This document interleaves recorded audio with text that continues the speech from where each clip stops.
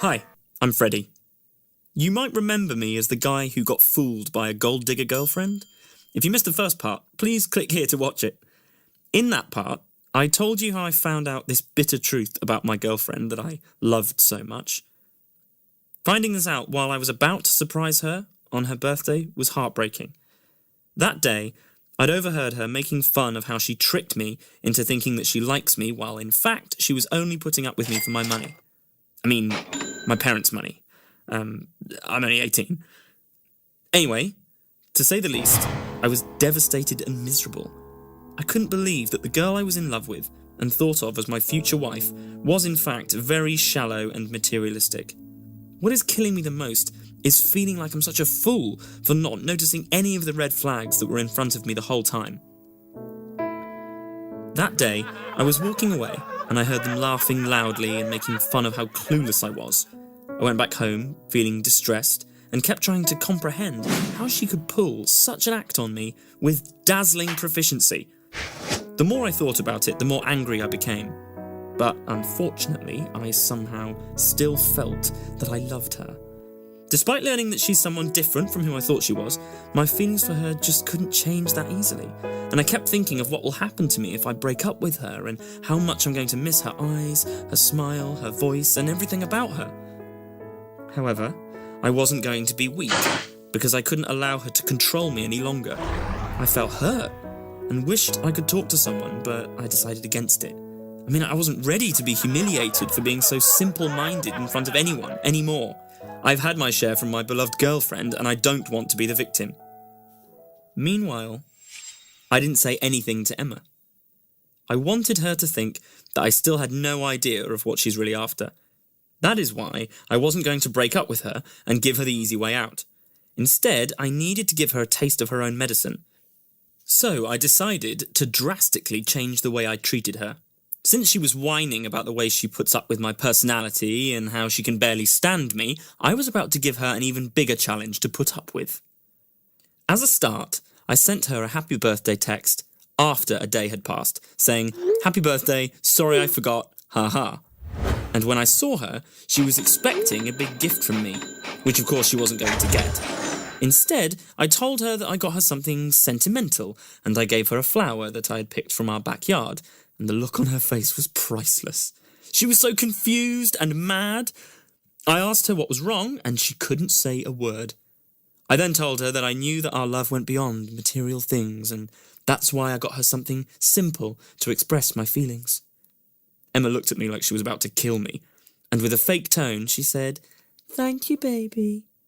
Seeing her upset felt uneasy, and I found myself sometimes wishing it was just a bad dream that will end, so that I can stay with her forever. I really did love her. Despite this, I convinced myself that I should go on with my plan for my own good. I started to treat her very poorly, or let's just say treating her the way she deserved. I stopped checking up on her, always told her that I was too busy and didn't have time to meet or talk on the phone, and whenever we spoke, I only spoke about myself and my family. However, what made her angry the most was that I stopped buying her expensive gifts. I played it smart, and I kept her thinking that I will buy her the things she asked for. I told her yes to everything she wanted, but never actually bought it. This played its role in keeping her hopeful so that she would stay with me, and it worked. Weirdly enough, her attitude changed in an unexpected way. She started acting way nicer to me, for example. She started using what's so-called magic words in children's books, like sorry and please and thank you.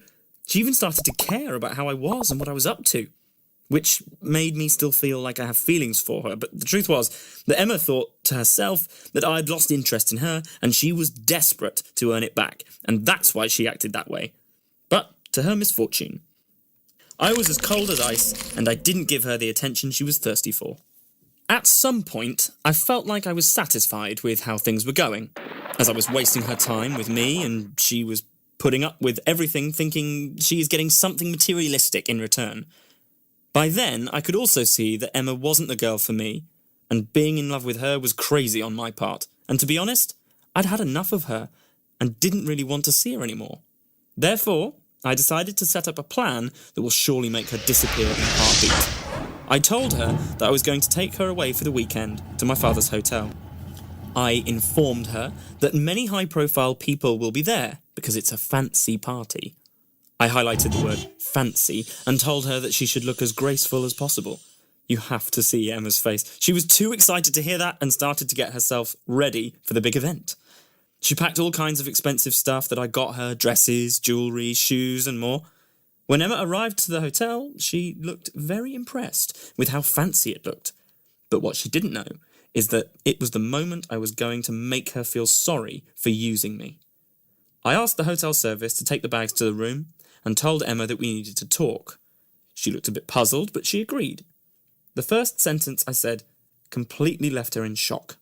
Emma, I'm not going to buy you anything anymore. But then she asked why. Oh, I was waiting for that question. I then told her that I knew all about her using me for the money and that I will end everything between us. Emma frowned and said, "All right, Freddie, there may be some truth to that, but my feelings changed for you after a while. I became very attracted to you. I wanted your attention so badly, and I kept thinking about you the whole time.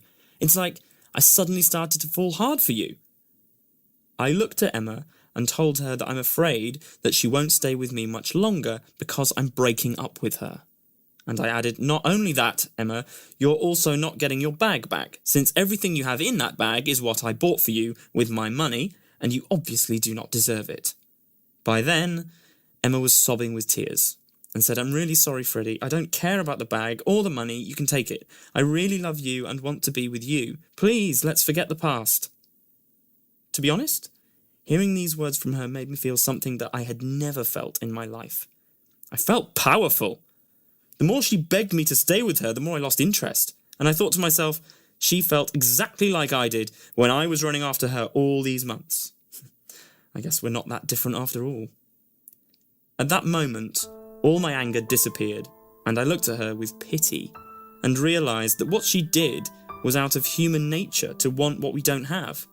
And I understood how childish it was to take her bag as stupid revenge. She taught me an important lesson that was more valuable than the few $1,000s I'd spent on her. After all, in the end, I was sitting in my dad's hotel, and a few $1,000s meant nothing to me. So I decided to give her the bag back, and even thanked her, because what she did just made me a man. Sometimes the best way to obtain something is not by trying too hard, rather to simply let it go.